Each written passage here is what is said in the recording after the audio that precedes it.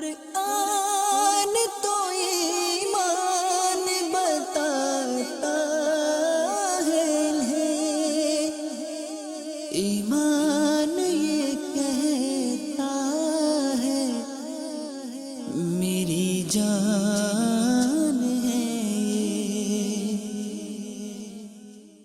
الحمدللہ رب العالمین والصلاة والسلام علی سید المرسلین اما بعد فاعوذ باللہ من الشیطان الرجیم بسم اللہ الرحمن الرحیم الصلاة والسلام علیکہ یا رسول اللہ وعلی آلکہ واصحابکہ یا حبیب اللہ۔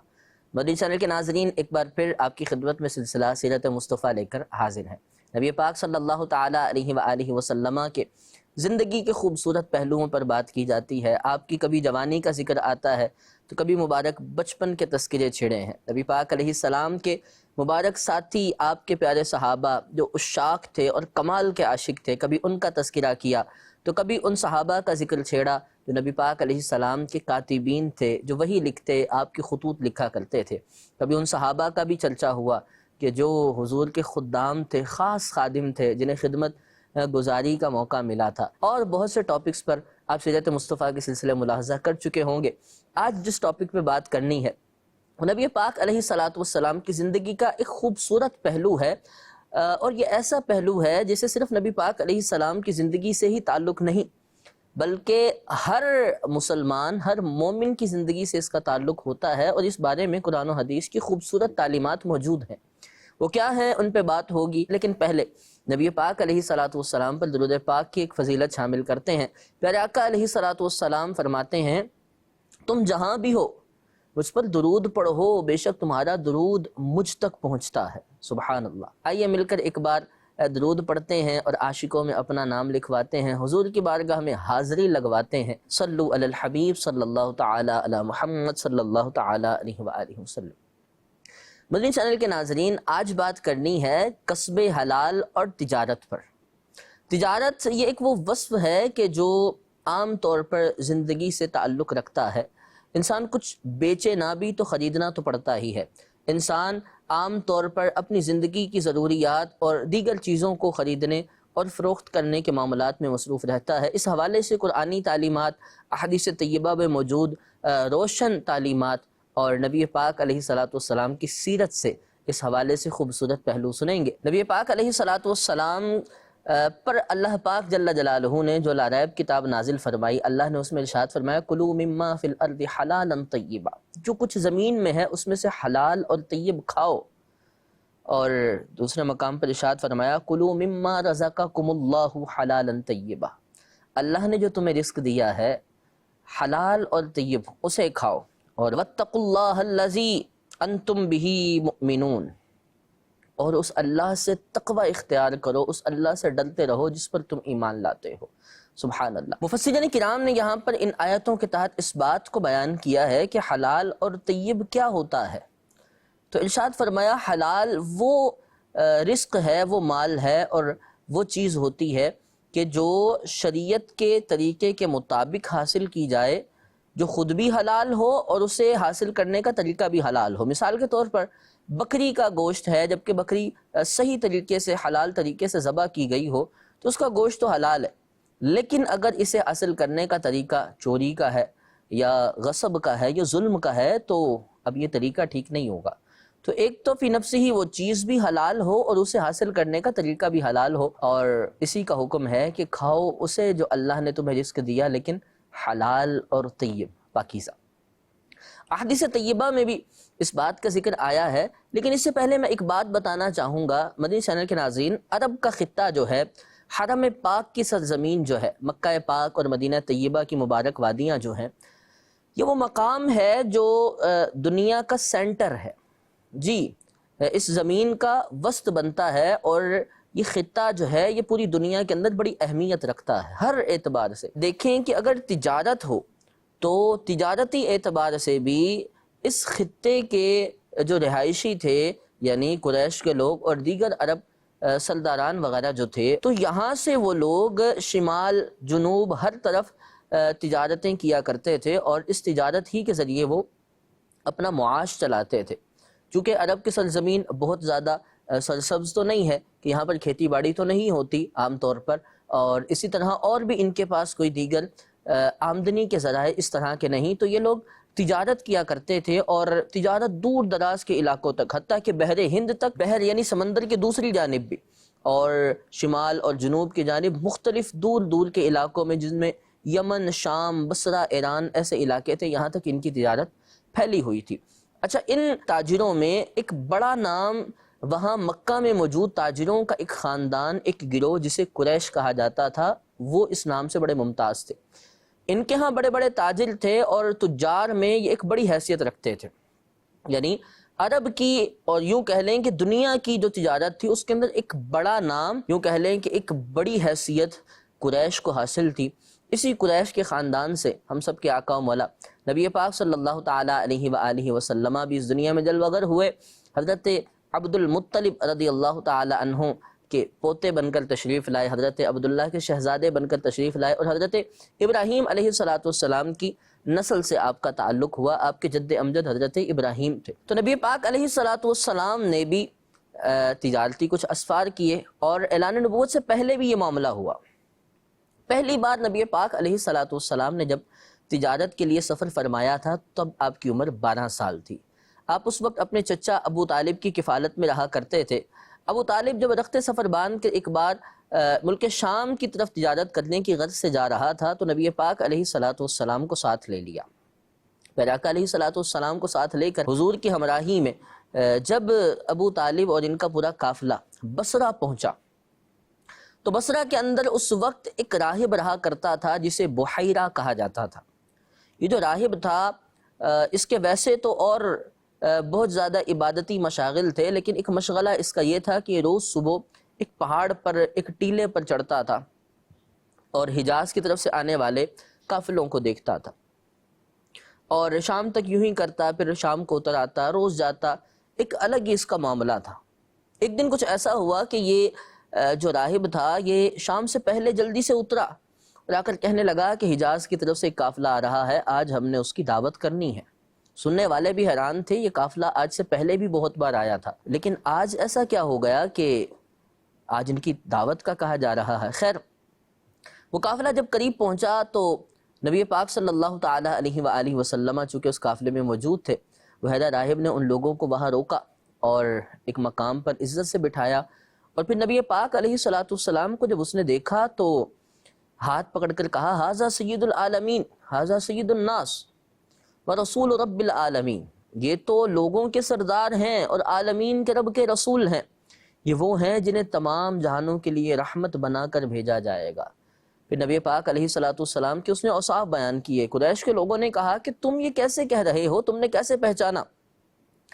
تو وہ کہنے لگا کہ بات کچھ یوں ہے کہ میں نے جب اس قافلے کو آتے دیکھا تھا تو میں نے یہ بھی دیکھا تھا کہ جس جگہ سے، جس وادی سے گزرتے تھے، دائیں اور بائیں جانب کے شجر اور حجر، درخت اور پتھر جھک جھک کے سلامی کرتے تھے، اور درخت اور پتھر صرف جھکتے تو نبی کے سامنے جھکتے تھے، اس کے علاوہ یوں جھک کر کسی کو سلامی نہیں کرتے تھے۔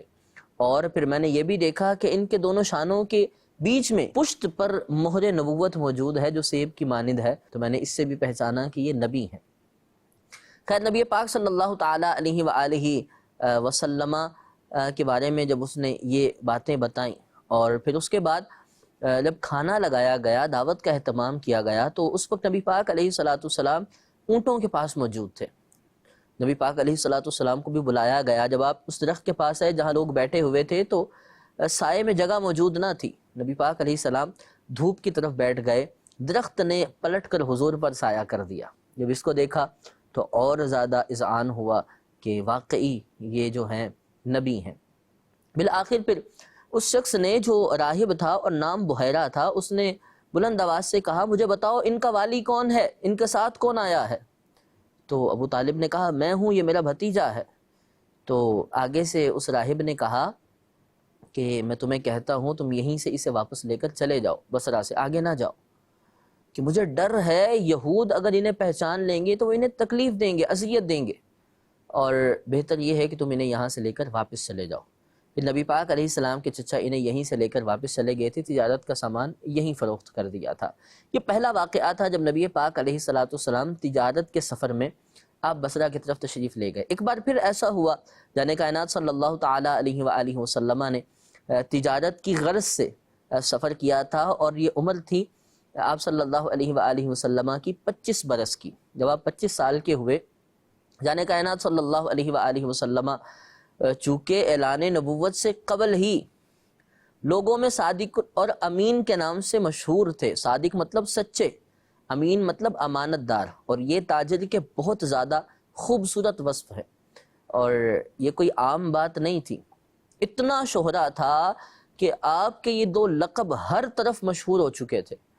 اور سیدہ خدیجۃ الکبریٰ رضی اللہ تعالی عنہا، جو کہ قریش کی ایک معزز خاتون تھیں اور بڑی تاجرہ تھیں، انہیں جب نبی پاک علیہ السلام کے ان اوصاف کی خبر ہوئی تو اس نے چاہا کہ اس بار میں اپنا تجارتی قافلہ انہی کی ہمراہی میں انہی کے ساتھ شام کی طرف پہنچاتی ہوں، بھیجتی ہوں، اور انہیں پیشکش کرتی ہوں، اور یہ بھی کہہ دیتی ہوں کہ جتنا میں دوسروں کو عوض دیتی ہوں اس سے دگنا آپ کو دوں گی، اگر آپ اس بات پر راضی ہو جائیں۔ نبی پاک علیہ السلام تک جب یہ پیشکش پہنچی تو پھر آقا علیہ السلام نے حامی بھری، اور نبی پاک علیہ السلام وہ تجارتی قافلہ لے کر روانہ ہوئے۔ حضرت خدیجہ رضی اللہ تعالی عنہا نے اس وقت پیارے آقا علیہ السلام کے ساتھ اپنے ایک خادم میسرہ کو بھیجا تھا، جسے تاکید یہ کی تھی کہ ان کی خدمت کرنی ہے اور ان کے معاملات پر نگاہ رکھنی ہے۔ یہ نگاہ تشویش کی بنا پر نہ تھی، نہ ہی یہ نگاہ جاسوسی والی تھی، بلکہ ان کے اوصاف کریمہ مجھے بتانے ہیں اور ان کے اخلاق مجھے بتانے ہیں۔ نبی پاک علیہ السلام وہاں سے جب بصرہ پہنچے تو اس عمر میں جب آپ 25 سال کے تھے تو وہاں ایک راہب تھا جو نستورہ نامی ایک گرجا گھر کے پاس رہتا تھا۔ یہ جو راہب تھا، اس نے جب نبی پاک علیہ السلام کو دیکھا، اور ساتھ چونکہ میسرہ تھے اور یہ پہلے بھی تجارت کے سفر کر کے یہاں آ چکے تھے، تو میسرہ سے اس نے بات کی اور کہا کہ میسرہ یہ کون ہے؟ تو انہوں نے کہا کہ یہ عرب میں قریش کے نامی گرامی خاندان سے تعلق رکھتے ہیں اور بڑے تاجر ہیں قریش کے۔ تو اس نے کہا کہ میسرہ، انہیں تھام کے رکھنا، ان قریب وہ وقت آئے گا کہ جب یہ نبوت کا اعلان کریں گے اور اللہ تعالیٰ انہیں نبی بنا کر مبعوث فرمائے گا۔ اور میسرہ سے تاکید کی اور اپنی خواہش کا اظہار کیا کہ کاش میں اس وقت تک زندہ رہوں تو میں بھی ان کا ساتھ دوں گا۔ میسرہ نے جب یہ باتیں سنی اور تجارت جب ختم ہوئی، اور اس بار جو تجارت ہوئی تھی اس میں دگنا نفع ہوا، تو اب جب واپسی گئے تو حضرت خدیجہ رضی اللہ تعالیٰ عنہ اپنی سہیلیوں کے ساتھ ایک بالا خانے میں موجود تھیں، ایک اونچے مکان پر تھیں۔ انہوں نے دور سے دیکھ لیا اور بڑا حیرت ناک منظر دیکھا کہ انہوں نے دیکھا کہ حضور جان رحمت صلی اللہ علیہ وآلہ وسلم تشریف لا رہے ہیں اور دو فرشتے آپ کے اوپر سایہ فگن ہیں، آپ کی حفاظت کر رہے ہیں۔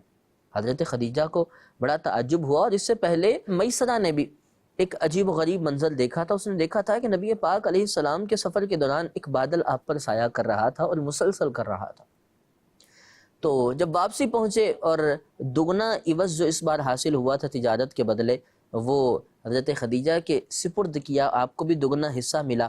تو پھر حضرت خدیجہ نے میسرہ سے پوچھا، میسرہ بتاؤ ذرا، میں نے کس طرح کا واقعہ دیکھا، فرشتے حفاظت کر رہے تھے؟ تو میسرہ نے بتایا سارے سفر میں ایسا تھا، فرشتے ان کی حفاظت کر رہے تھے، بادل ان پر سایہ کر رہا تھا۔ حضرت خدیجہ رضی اللہ تعالی عنہ اور زیادہ متاثر ہوئیں۔ آپ کے شوہرے تو پہلے ہی تھے، اخلاق بھی عام تھے، اور آپ کا ذکر تو ہر طرف ہوتا تھا صادق و امین کے القابات سے، لیکن حضرت خدیجہ کو اور محبت بڑھی اور آپ نے نکاح کا پیغام بھیجا۔ پھر اس کے بعد نبی پاک علیہ السلام نے آپ سے نکاح فرمایا تھا۔ یہ نبی پاک علیہ السلام کی زندگی کے صرف 2 واقعات میں نے بیان کیے جو تجارت سے تعلق رکھتے تھے، وگرنہ واقعات تو اور بھی ہیں۔ قربان جائیں اس عظیم شخصیت پر کہ جن کے اس وقت بھی شہرے تھے جب نبوت کا اعلان نہ کیا تھا، کہ یہ وہ ہیں جو سچے ہیں، ہمیشہ سچ بولتے ہیں، جو امانت دار ہیں، امانت کی حفاظت کرتے ہیں اور امانت کی پاسداری کرتے ہیں۔ یہ نبی پاک علیہ السلام کی شریعت مطہرہ میں جو آپ کی تعلیمات ہیں، آئیے اس حوالے سے چند احادیث طیبہ سنتے ہیں کہ نبی پاک علیہ السلام نے تجارت اور حلال کمانے کے حوالے سے کیا تعلیم ارشاد فرمائی۔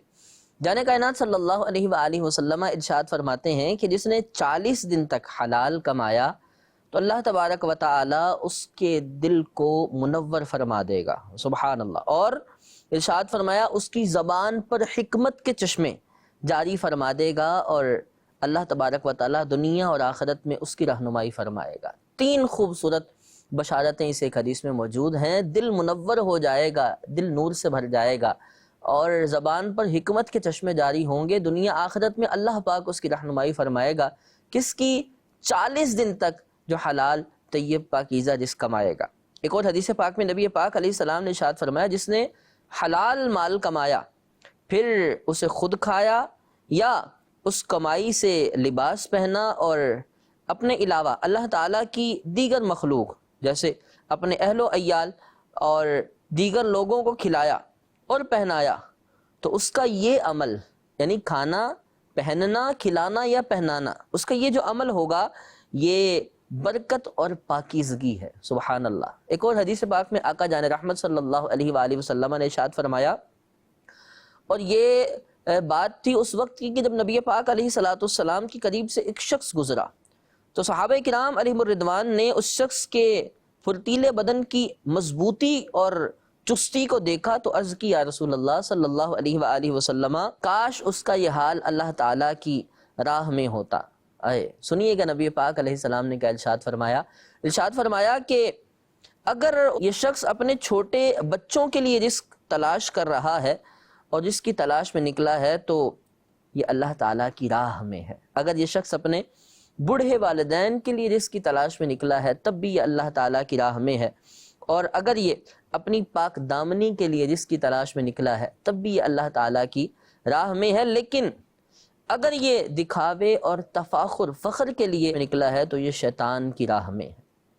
3 بار ارشاد فرمایا، انسان رزق تلاش کر رہا ہے اس لیے کہ اسے پاک دامنی ملے تو یہ فی سبیل اللہ، اللہ کی راہ میں ہے۔ انسان اپنی اولاد کے لیے رزق تلاش کر رہا ہے اور شریعت کے مطلوبہ طریقوں کے مطابق کرتا ہے تو یہ بھی اللہ کی راہ میں ہے۔ اور اگر انسان اس لیے رزق تلاش کرتا ہے کہ بوڑھے ماں باپ کا خیال رکھے، ان کی پرورش کر سکے، انہیں اچھی غذا، اچھا کھانا، اچھا پہنانا کر سکے، تو یہ شخص بھی اللہ تعالیٰ کی راہ میں ہے۔ ہاں، لیکن اگر کوئی فخر کے لیے یا دکھاوے کے لیے کرتا ہو کہ دیکھو میرے پاس اتنا مال ہے، ریاکاری کرتا ہے، تو اب یہ شیطان کی راہ میں ہے، اس کا یہ عمل اچھا نہیں ہے۔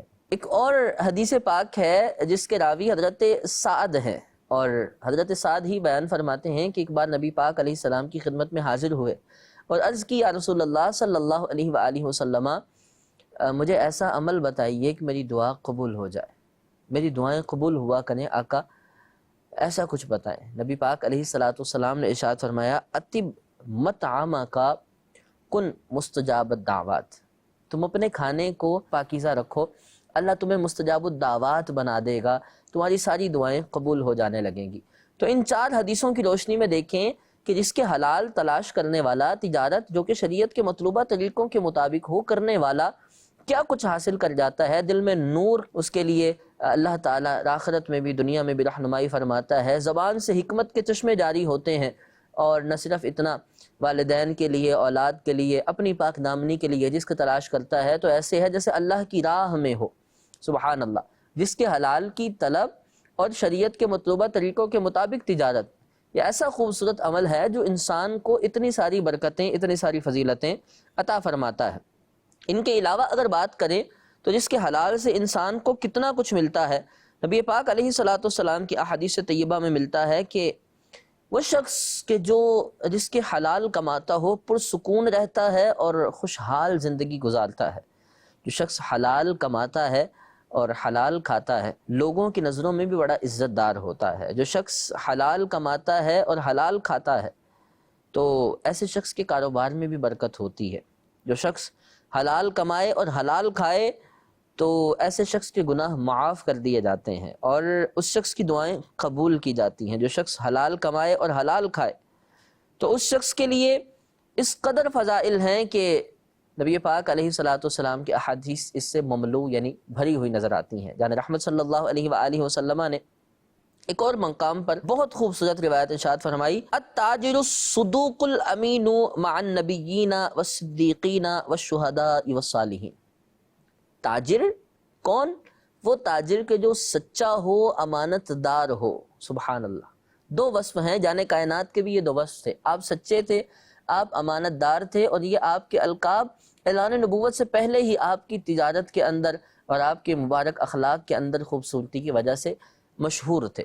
تو فرمایا وہ تاجر جو سچا بھی ہو، امانت دار بھی ہو، تو یہ قیامت کے دن نبیوں، صدیقوں، شہداء اور اللہ کے نیک بندوں کے ساتھ ہوگا۔ سبحان اللہ، کتنا زیادہ اس تجارت کرنے والے کو مقام ملے گا کہ جو امانت دار بھی ہو اور سچ کے ساتھ تجارت کرتا ہو، تجارت میں جھوٹ نہ بولتا ہو، امانت میں خیانت نہ کرتا ہو۔ ناظرین کرام، ابھی جو ہم نے حدیث پاک سنی ہے، آئیے اس کی شرح سماعت کرتے ہیں۔ حکیم الامت مفتی احمد یار خان نعیمی رحمۃ اللہ تعالی علیہ اس حدیث پاک کی شرح میں بیان فرماتے ہیں کہ عام دیگر پیشوں کے مقابلے میں تجارت یہ افضل ہے اور اعلیٰ پیشہ ہے۔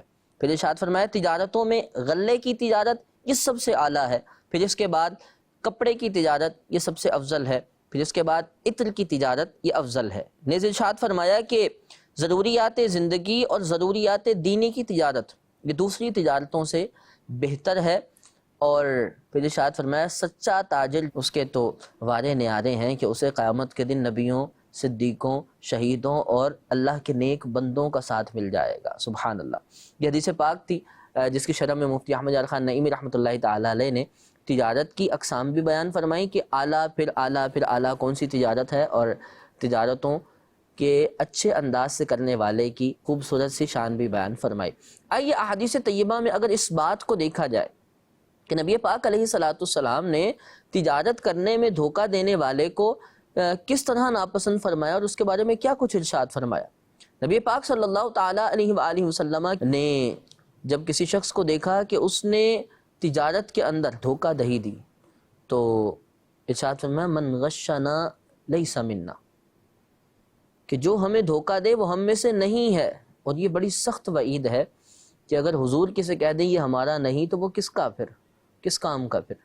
اور بلکہ روایتوں میں آتا ہے کہ ایک مرتبہ نبی پاک علیہ السلام مر بطعام بسوق المدینہ، مدینے کے بازار سے حضور اناج کے ایک غلے کے پاس سے گزرے تو نبی پاک علیہ السلام فاعجبہ حسنہ، تو وہ غلہ اتنا اچھا تھا بظاہر، نبی پاک کو بہت اچھا لگا، اعجبہ، اس کی خوبصورتی نے حضور کو تعجب میں ڈالا، ارے واہ یہ کتنا اچھا غلہ ہے۔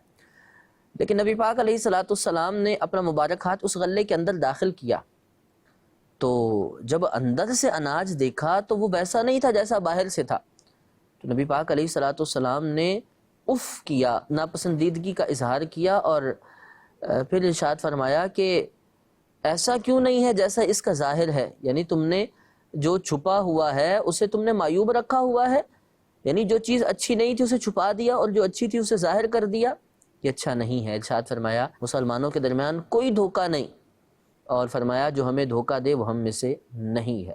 بلکہ ایک روایت میں تو یہاں تک ارشاد فرمایا کہ جو دھوکہ دہی دے اس پر اللہ تعالیٰ کی لعنت ہے۔ اللہ اکبر، کس قدر وہ شخص تباہی اور بربادی مول لیتا ہے جو دھوکہ دہی سے کام لیتا ہے۔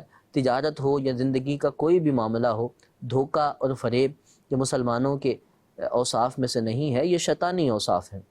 قرآن میں، حدیث میں اس چیز سے منع فرمایا گیا ہے۔ نبی پاک علیہ السلام کی خوبصورت تعلیمات میں عہد کی پاسداری اور نبی پاک علیہ السلام کی خوبصورت تعلیمات میں صدق اور امانت داری ظاہر ہوتی ہے۔ یہی نبی پاک علیہ السلام کا عملی طریقہ بھی تھا اور یہی آپ نے امت کو سکھایا بھی ہے۔ خود آقا کریم علیہ السلام اتنا سچ بولتے تھے کہ راوی جب آپ کی حدیثیں بھی بیان کرتے تھے، بخاری مسلم کی حدیث ہے، حضرت عبداللہ ابن مسعود راوی ہیں، ارشاد فرماتے ہیں حدثنا رسول اللہ صلی اللہ علیہ وسلم وہو الصادق المصدوق، ہمیں اللہ کے رسول نے بیان فرمایا جو کہ سچے ہیں، جن کی سچائی کی گواہیاں دی جاتی ہیں۔ سبحان اللہ، اتنے زیادہ سچ بولتے تھے کہ آپ کے القاب میں اور آپ کی باتوں میں یہ چیز یقینی تھی کہ آپ سچ ہی بولیں گے، بلکہ وہ لوگ جو آپ کے دشمن تھے، معاذ اللہ آپ کو شہید کرنا چاہتے تھے، آپ کو نقصان پہنچانا چاہتے تھے، اس کے باوجود وہ اس بات کے ضرور قائل تھے کہ یہ شخص سچے ہیں، یہ شخص امانت دار ہے۔ یہ کتنی بڑی کامیابی ہوتی ہے کہ دشمن بھی جب تعریف کرنے لگ جائے اور کسی وصف میں آپ کا قائل ہو جائے کہ واقعی یہ بات تو آپ میں پائی جاتی ہے۔ تو یہ نبی پاک علیہ السلام کی تعلیم ہے، آپ کا مبارک عمل ہے، اسے اپنانا ہی چاہیے۔ انسان ہر حال میں سچ بول کر ہی نجات پاتا ہے، جھوٹ ہلاکت میں ڈالتا ہے۔ پیارے آقا علیہ السلام نے عہدوں کی پاسداری، وعدوں کی پاسداری کس طرح فرمائی اور وعدہ خلافی سے کس طرح منع فرمایا کہ جو وعدے کی خلاف ورزی کرتا ہو، فرمایا یہ منافقت کی علامت ہے، اور نبی پاک علیہ الصلوۃ والسلام نے فرمایا جس میں یہ پائی جاتی ہو اس میں منافق کی ایک خصلت پائی جاتی ہے، جب وعدہ کرے تو پھر خلاف ورزی کرے۔ اور قربان جائیں، ابو داؤد شریف کی وہ حدیث پاک ہے، نبی پاک علیہ السلام کا اپنا مبارک عمل ہے، یعنی کائنات صلی اللہ علیہ وآلہ وسلم جب ایک بار کسی سے کسی بات پر وعدہ فرماتے ہیں کہ فلاں جگہ پر فلاں مقام پر ملیں گے، تو 3 دن تک وہاں پر آ کر اس شخص کا انتظار کرتے تھے، اور تیسرے دن جب اسے یاد آیا کہ میں نے تو حضور پاک علیہ الصلوۃ والسلام سے وعدہ کیا تھا فلاں جگہ ملنے کا، تو تیسرے دن جب آیا تو نبی پاک علیہ الصلوۃ والسلام نے فرمایا آپ نے تو ہمیں مشقت میں ڈال دیا، لیکن وعدہ کیا تھا تو وعدہ پورا کرنے کے لیے اس مقام پر آپ تشریف فرما رہتے تھے۔ تو یہ نبی پاک علیہ الصلوۃ والسلام کی خوبصورت زندگی ہے۔ ہم نے حضور جان کائنات صلی اللہ علیہ وآلہ وسلم کی تجارت کے طریقے بھی سنے، پیارے آقا علیہ الصلوۃ والسلام کی تجارت کی تعلیمات بھی سنی، اور اچھے تاجر کو کیا کچھ شریعت نے عطا کیا، اس کے فضائل میں، اس کے فوائد میں یہ کچھ بھی سنا ہے۔ اللہ تعالی ہمیں تجارت صحیح معنوں میں کرنے، شریعت کے مطابق اس تجارت کو اپنانے اور ایسا تاجر بننے کی توفیق عطا فرمائے کہ جس کے بارے میں نبی پاک نے فرمایا کہ قیامت کے دن نبیوں، صدیقوں، شہیدوں اور اللہ کے نیک بندوں کے ساتھ ہوگا۔ اللہ تعالی ہم سب کو نبی پاک علیہ الصلوۃ والسلام کی سنتوں پر عمل کرنا، آپ کی تعلیمات پر عمل کرنا اور انہیں عام کرنا، اور ساری زندگی نبی پاک علیہ الصلوۃ والسلام کی غلامی میں گزارنا نصیب فرمائے۔ سلسلہ اختتام کو پہنچا، لیکن مدنی چینل کی نشریات جاری ہیں، آپ دیکھیں، لطف اندوز ہوں اور خوب علم دین سیکھیں، عشق رسول میں اضافہ کریں، نبی پاک علیہ الصلوۃ والسلام کی محبت سینوں میں اجاگر کریں۔ اللہ تعالی ہم سب کو نبی پاک علیہ الصلوۃ والسلام کا سچا عاشق بنائے۔ صلو علی الحبیب صلی اللہ تعالی علی محمد صلی اللہ تعالی علیہ وآلہ وسلم۔ قرآن تو ایمان بتاتا ہے، ایمان یہ کہتا ہے میری جان